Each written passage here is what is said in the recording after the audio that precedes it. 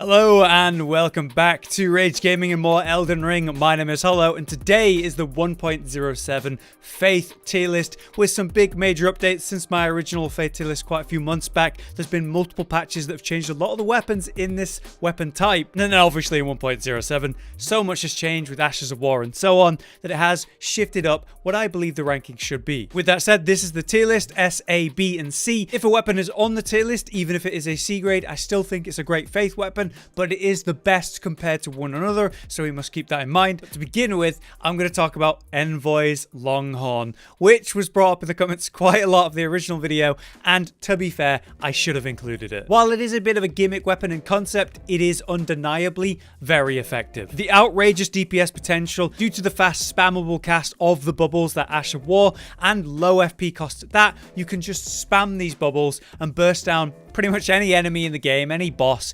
massively effectively. As a great hammer, its poise damage was improved this patch as well as its poise rating, so essentially with this weapon staggering enemies more effectively and efficiently, even the basic attacks are better. Not to mention the base AR to this solid strength and faith weapon with its scaling, it's very respectable. So as a PvE weapon, I do rate this weapon very high. After further looking into it, it is a powerhouse.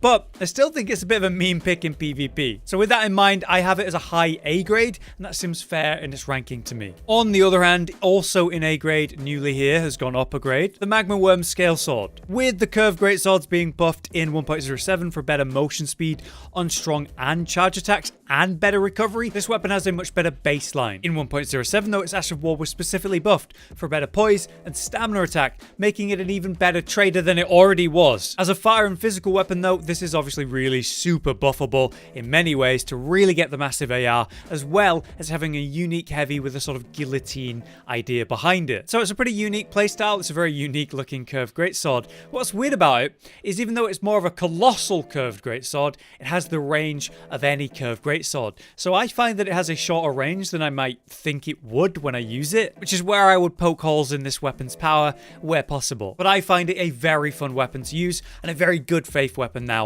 at that. Also updated in this patch are the Destined Death weapons. Let's talk about the Colossal Sword first, Maliketh's Black Blade. Colossal Swords have been buffed and nerfed this patch. They have much more effective poise damage to stagger and hold people in place, leading to multiple hits. That's great against bosses. Some of the base moveset's been improved in its motion speed, which is very important, but at the same time, the crouch poke spam is now newly nerfed at last. I find the playstyle of these weapons have changed a bit, and it's more in line with how it should actually be. So I actually prefer how they are now to how they used to be. With that in mind, this weapon specifically, its Ash of War, the motion speed was improved so it comes out quicker, and the Destined Death effect now has been buffed, so it lasts a lot longer, like upwards of a minute from say 15 to 20 seconds before. That is a major difference. So I think it deserves an A grade spot. On the other hand, we have the Black Knife. Also improved this patch for its Destined Death effect, also lasting a lot longer in the same way, but that's the only change. Now in a previous patch, the Ash of War was made a lot quicker and it does have some hyper armor on it, so I do think the Ash of War on this weapon is one of the best in the game because you get the Destined Death effect, you get the damage,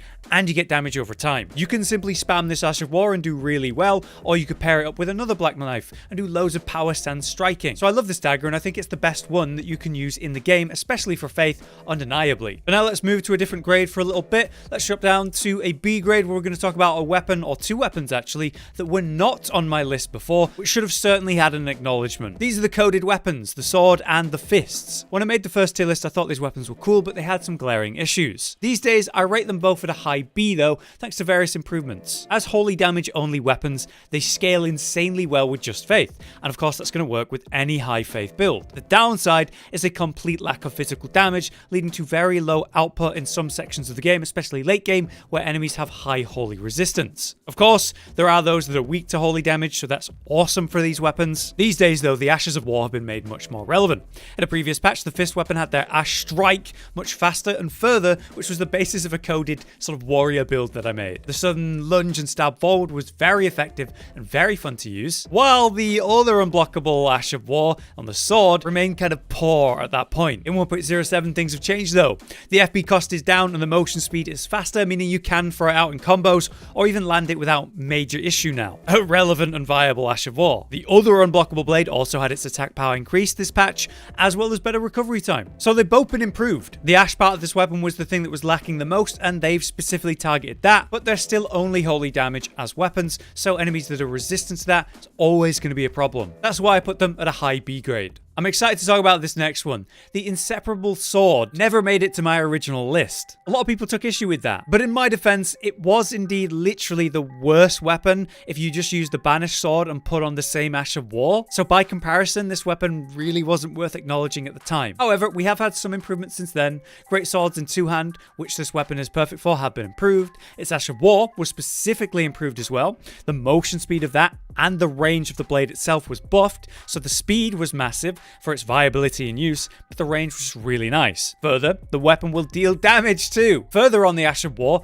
the hit of the weapon will also deal damage, meaning if you use it like close-up melee distance, you'll get an extra burst as the sword hits, as well as the holy sword of Ash of War. Finally, the attack power of the buff itself was improved, and it lasts way longer, so clearly this weapon is improved, as well as it being an undeniable, very cool looking sword with a pretty fairly unique moveset. The problem is, again, the banished sword exists. It has the same moveset. You can put the same Ash on it, but this weapon is in a better place, and a good place at that. That's why I have it as a B grade. Here's another weapon that I can talk about, Siluria's Tree, which has also newly made it to the tier list. A cool as hell spear that some of the Crucible Knights use has had some improvements itself. Specifically, the Ash of War Woe has had its motion speed massively improved, which means you can actually land the thing in PvP against those that are trying to avoid it, so some relevance improvements there, but it deals more damage in PvE. It comes with its own hyper armor, so you can trade with this Ash of War now, and the weapon has damage detection as well,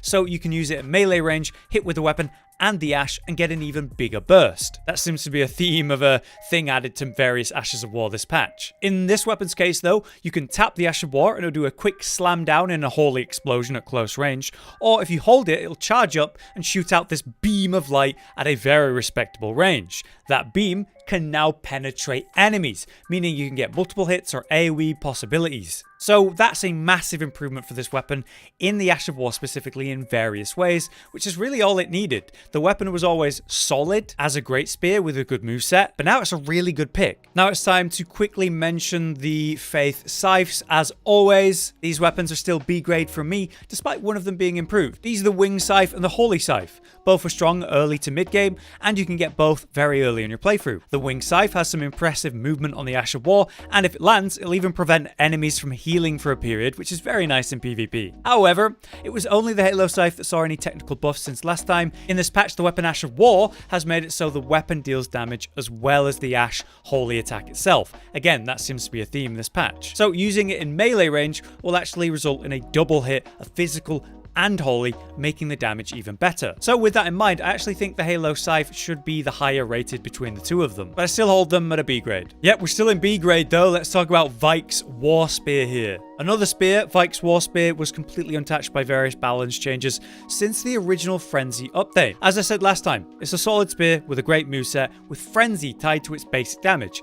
I think it's one of the best, if not the best, Frenzy-based weapons. If you have an enemy that's vulnerable to Frenzy, then of course it's going to be great. The problem is that some foes are immune to it. In fact, most bosses. So that's obviously a major issue, though it's still solid with like that fire aspect and the physical damage and the moveset being strong. By no means is it a bad weapon when Frenzy isn't working, but it's just so much better when it is, such as in PvP, where it works so well. So I still hold the weapon in good regard and still a B grade. Unlike Staff of Avatar, which I hold in a kind of grade, but I've got to put it in B because it has been buffed. It's a high AR Faith weapon with a Colossal moveset, which, yeah, Colossal moveset was improved this patch as well. With better poise, that leads to better staggers against even bigger foes, so it's solid. It's just a bit dull, isn't it? The Colossal moveset just is lacking in variety. It's all like the same kind of slam attack at different paces. But I must acknowledge the Ash of War in this one is just funny, that holy butt slam that is now working. And in this patch, it was improved slightly to have better attack power in PvE and also has faster recovery. But I still don't feel like that Ash is all that exciting. It'd be fun if you could do like a multi-hit combo like some Ashes can, so you do like 2 or 3 butt slams in a row, or maybe more of a Quake holy slam like the description describes. But I have to acknowledge the weapon is high AR and effective as a Faith Strength weapon, but I'm gonna put it at the end of B grade. Okay, so we're now down to the C grade, and despite this one being technically improved this patch, I'm actually dropping it down from a B grade because I feel like I've overrated it in the past. The small hammer type here with the Marika's hammers, it's just never been great, due to the tiny range and general DPS output. With better poise on armor, it's logically going to stagger players less in PvP now as well. Now the Ash is better. It had its Ash of War speed improved in a previous patch, and in this patch, the actual attack power is improved in PvE specifically. So you can really rely on that Ash of War to carry you. It's just a shame that even though it's got a cool moveset and many hits and long combo, there's no oomph, there's no proper hits or chunks to these small hammers. And I'm not sure if they're going to really fix that. But if you rely on the Ash of War, it's still good, and that's why it's on the list. On that note, we have another weapon here that should be in the C grade. That is the Blade of Calling, which I put here before, and people were upset about that. Essentially, this is the golden version of the Black Knife. Less damage overall due to the dot of the Black Knife actually adding more damage over time, and therefore equaling more output than this dagger can put out with its Ash of War. However, the Ash of War does stagger foes really effectively, which is a big plus. But you can't deny that the Black Knife has better scaling and therefore has higher output than the Blade of Calling, even on the base hits. While it certainly has some perks, I just think it's the worst dagger between the two. Lastly, for C, we have the Beast Claw Great Hammer, which is improved in various ways in this patch, but I still just don't think it's that great. As a Great Hammer, it has the same buffs we mentioned for Envoy's Longhorn, with better poise on its attacks.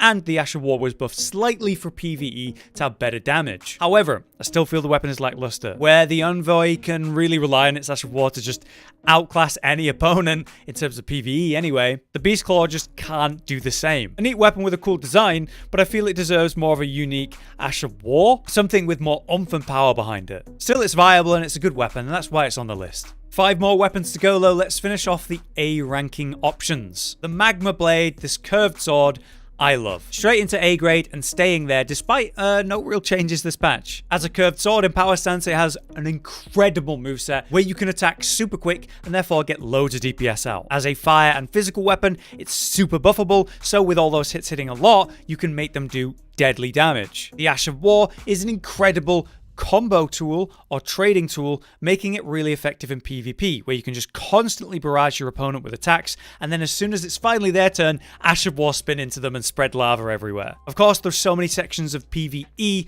where fire is super effective, and therefore this weapon is just a machine, and it looks cool too. And lastly, for A grade, I have the Sacred Relic Sword, the final boss weapon. With two-handing of great swords being slightly improved, this weapon is better than it was, but I still find that it's best in PvE with its holy damage, where enemies are weak to that. Of course, it has the crazy wide range Ash of War for farming runes, we all know, and it's a cool looking weapon with that golden glow. Its output is just fine, and its AoE potential is the best in the game. On that alone, I think it deserves to be an A grade, but in PvP, that Ash of War is still really never gonna land. People seem to be able to avoid it super well. In invasions, that's where that'll shine, where people aren't able to pay attention as much, and the fact that you can cover so much ground with this Ash of War makes the difference there. And that brings us to our final 3 and the S tier grade. The Godslayer's Greatsword, the Colossal Sword, I believe is the best Faith Colossal Sword, above even Maliketh still. Now, Colossal Swords have had those buffs and nerfs, the poke is a lot worse, but the basics have improved, and that really helps this weapon with its unique vertical moveset. Giving it more poise and stagger is fantastic, considering it has one of the fastest Colossal Sword base movesets in the game. That's been improved even more, so I actually think it's great.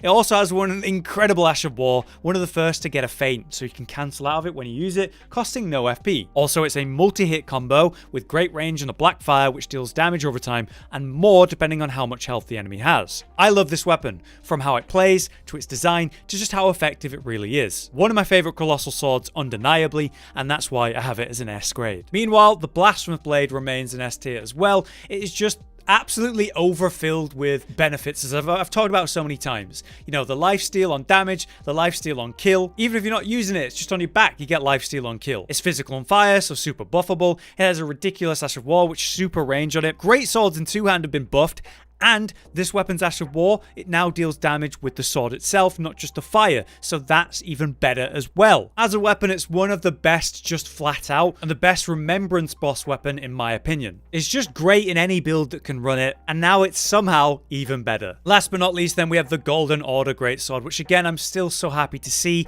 in S grade. They buffed this thing in various ways in previous patches and left it in 1.07, so it remains really good, except for the fact that greatswords in two-hand have been improved as well, making this weapon even more viable. The base damage is fantastic, the design is fantastic, its greatsword moveset's great, and like I said, in two-hand even better. The Ash of War, made much faster, now has the explosion come out quickly, then the follow-up strike quicker, then you have this super long-ranged Golden Arc Swipe. It's an outstanding weapon and incredibly effective, and perfect if you were to duo it with Blasphemous Blade, because that's just an awesome combo as I found. So yeah, has to stay S grade for me. I love this weapon a lot. But there you have it. I'll zoom out a little bit so we can actually see all the weapons now. The full list of the 1.07 Faith weapons, now including a total of 20 weapons. What do you think? Do you agree with my ranking and ordering of them? Is there any weapons that I've missed out, especially in this patch, that maybe should have been mentioned? If you do enjoy these tier list videos, then let me know with a like. We're planning on talking about the intelligence weapons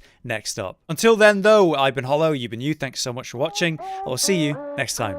Josh, Cotton, and Hollow with the videos, dropping the humor like a hammer on your tippy toes, bringing entertainment on a daily arrangement to take our insanity and turn it into entertainment. Yes, I said entertainment twice, to reiterate that it is nice to look into your faces on a mostly daily basis when you let us in your homes to make the whole world a stage.